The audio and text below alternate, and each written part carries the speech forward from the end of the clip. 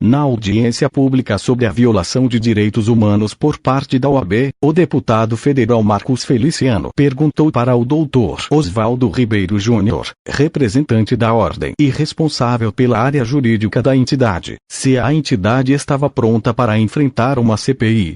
O Dr. Oswaldo respondeu que não poderia responder, pois não detinha competência para tanto. Feliciano disse que encaminharia um pedido de CPI. O exame de ordem é um terrorismo emocional, e vários juristas comprovaram aqui que não há lisura ou segurança nestas provas.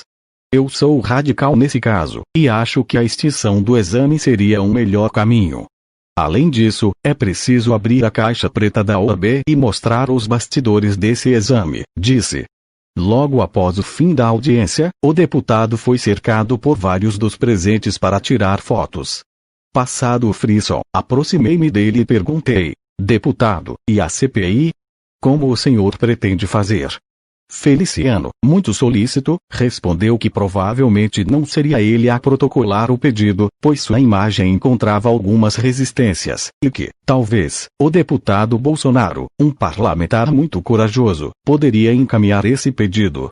Para ele, era preciso desvendar a destinação dos 70 milhões de reais arrecadados por ano com o exame de ordem. E essa CPI vinga? Vamos dizer, em uma pretensa análise política aqui, que a OAB tem sim antagonistas no cenário político. Durante os protestos que sacudiram o país recentemente, a OAB surgiu como uma espécie de interlocutora entre a sociedade e a classe política, e apresentou sua própria ideia de reforma política. Inclusive o presidente da OAB, Dr. Marcos Vinícius, extremamente hostilizado durante a audiência, diga-se de passagem, estava no plenário 1, CCJ, tratando exatamente deste tema.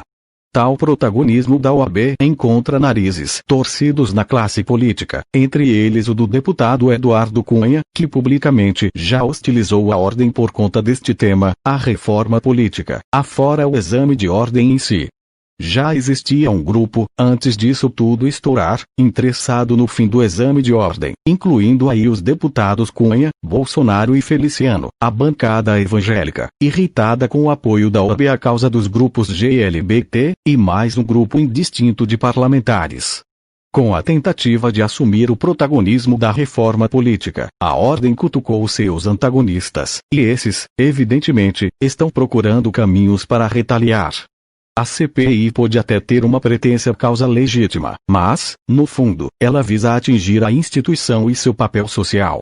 Afinal, querer tocar a reforma política e ao mesmo tempo ser alvo de uma CPI não pega bem. Os ataques não param aí. O exame de ordem seria o alvo mais evidente, assim como também atacaram duramente ontem o fato das eleições para a presidência do CFUAB não serem diretas. Neste ponto em específico, creio eu, virá o próximo golpe contra a entidade. O clima no plenário era de tiroteio e ele ficou mais hostil após o desfalecimento do Antônio Gilberto, que até então estava em greve de fome. Acompanhei o Gilberto de perto e vi quando o médico tirou sua pressão. Estava 9x6. Ou seja, muito baixa. Seu desfalecimento foi algo previsível dado o contexto e sua fragilidade. Depois foi confirmado que ele teve naquele momento uma hipoglicemia. O presidente Marcos Vinícius foi muito hostilizado, incluindo aí assertivas das mais variadas de que ele não estava capacitado e à altura para conduzir a entidade. O ataque foi pessoal neste ponto. O Dr. Bittencourt disse que os pleitos dos candidatos na segunda, dia 5, no plenário da OAB, não foram votados por interferência da direção da entidade, frustrando uma possível vitória dos candidatos, pois o plenário, por ele inocentado, não teve como deliberar. A ausência do Dr. Marcos Vinícius foi muito lembrada, suscitando uma série de ataques, com foco especialmente no fato dele ser indiferente àquela comissão e às questões do exame de ordem. Após a audiência, entretanto, um dos assessores da OAB me disse que a entidade, assim como a FGV, só receberam o convite na véspera do evento, sendo impossível organizar a presença dos principais convidados em tempo hábil. E, de fato, se isso for verdade, organizar a presença de um presidente da OAB com um lapso de tempo tão curto é muitíssimo complicado, em especial por conta de sua agenda. criticá-lo por isso, e aqui temos de ser honestos, pareceu mais ser uma armadilha do que o reconhecimento de um desprezo deliberado da entidade. Em suma, a ausência era mais do que previsível, e aproveitarem-se dela, ainda mais. Nada impede, entretanto, que um convite feito em tempo hábil seja feito. Aí sim uma ausência poderia receber a interpretação que recebeu ontem.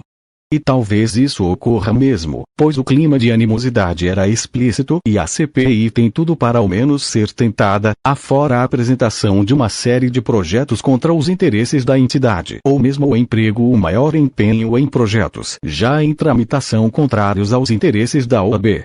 De toda forma, algo que eu já imaginava aconteceu. A discussão tangenciou os problemas ocorridos no 10º exame de ordem, o foco inicial do Antônio Gilberto, e derivou para um ataque à OAB, com o fim do exame de ordem, CPI e instituição de eleições diretas como prato principal. Essa história toda ainda vai render muito. Bacharéis têm direito, estudamos para defender os nossos direitos e os direitos de todos.